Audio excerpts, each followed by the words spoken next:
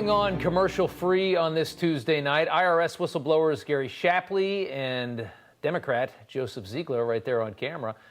The men who worked on the Hunter Biden federal tax probe and spoke out at DOJ's corrupting of the case by higher-ups who were clearly working to protect Joe Biden before the election. Well, these two testified again today behind closed doors in front of the House Ways and Means Committee. Shapley and Ziegler were asked to provide new documents, including information related to tax returns. The committee releasing 56 pages of new evidence just moments ago. We're trying to rifle through those as fast as we can in a commercial-free show. Both men spoke after the deposition, reminding Americans just how far your government is willing to go to subvert democracy and to install a chosen leader that the government approves of. Hunter and his associates provided access for wealthy foreign individuals located in Ukraine, Romania, and China in exchange for money to enrich a well-known political family, of which Hunter Biden failed to file his tax returns timely as required by law and allegedly willfully filed false tax returns with the IRS. At the end of the day, it appears that the Department of Justice attempted to sweep everything under the rug. The Department of Justice has provided no documents that refute our claims or support theirs. Before you listen to one more person say there is, quote, no evidence, unquote, I simply ask that you access the publicly available documents and see for yourself if there is evidence that DOJ allowed politics to affect the Hunter Biden investigation. Shapley and Ziegler alleged from the beginning a coordinated effort by the DOJ to stop a federal tax investigation into Hunter Biden. I mean, what he did back in 2014, 2015, hiding that huge amounts of money that came in, not paying taxes on it, that deserves years in prison. Anybody else gets years in prison. And they also clearly say the DOJ was blocking anything that would lead to Joe Biden. Anything that was going down that path to Joe Biden, nope, nobody's allowed to touch it. It's amazing. Congressman Greg Steube was at today's deposition, and he joins us tonight. Sir, it's good to have you on. We just got a whole bunch of documents released. Can I just ask, what is the big takeaway from today? What have you learned?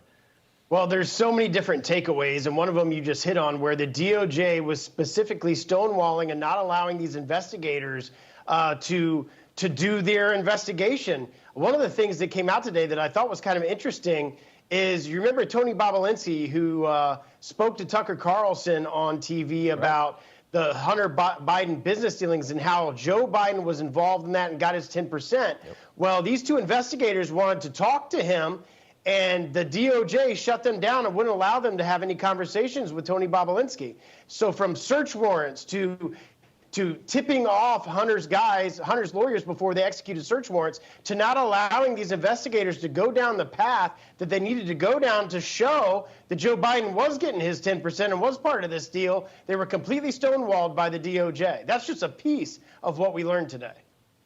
It's so amazing, and it's just, you know, the media, Democrats are going to blow all this off. Simply reminding everybody that Special Counsel David Weiss was a Trump appointee, and they think that's the only defense that they need to avoid another explosive story about the rot in our government, which suggests that he couldn't be under Joe Biden's thumb, right, because he was a Trump appointee. Gary Shapley debunked that today after his deposition. Take a listen to this. I am sure you have heard that a, quote, Trump-appointed U.S. attorney, unquote, was in charge of the Hunter Biden investigation. It seems odd, then, that United States Attorney Weiss confirmed himself that he was required to seek a partnership with two President Biden-appointed United States attorneys, with both confirming they declined. So Gary Shapley, and we're trying to get the earpiece back into the congressman's ear, which is going to take just a couple seconds here, but we'll get it back in. Can you hear me? Can you hear me, sir? Yeah, I can hear you. But, got you back. Okay, there we go. Okay, yeah. So Shapley went on to state that after being declined a partnership with the Biden-appointed attorneys, Weiss did not pursue charges against Hunter because he had no authority to do so. He even tried to get additional authority with another Biden-appointed attorney in D.C., but was also declined. So, I mean, the point is this. It didn't matter, you know, where Weiss came from. He was blocked, and it seems to me that he was happy to be blocked because he wants to kind of go along with what Maine DOJ wants.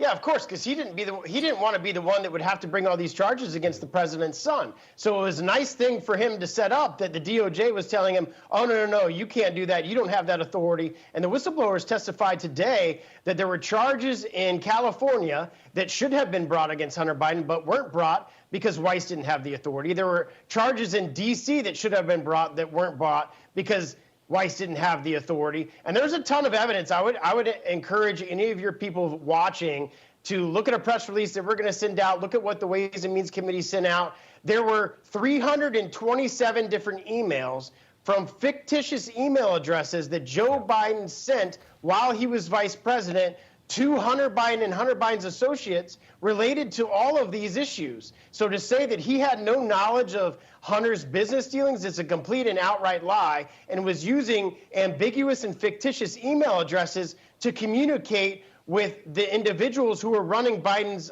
business operations. And just to anybody, I mean, you know, look at it. I mean, you have one of the whistleblowers here is a Democrat voter. Joseph Ziegler is a proud Democrat voter who says this is not about politics. I mean, there he is right there. I mean, this guy, ask yourself, does anybody think that this man would go through all of this? I mean, he's risking his career. He's out there speaking in front of Congress. He's going through all of this nonsense he doesn't have to do because he sees something so bad. And he's not a Republican. He's on the other side of this thing. I think that should speak volumes. Congressman Steube, thank you so much for coming on tonight. We appreciate it, sir. Yeah, thanks for having me. All right, a revolt in Chicago. Black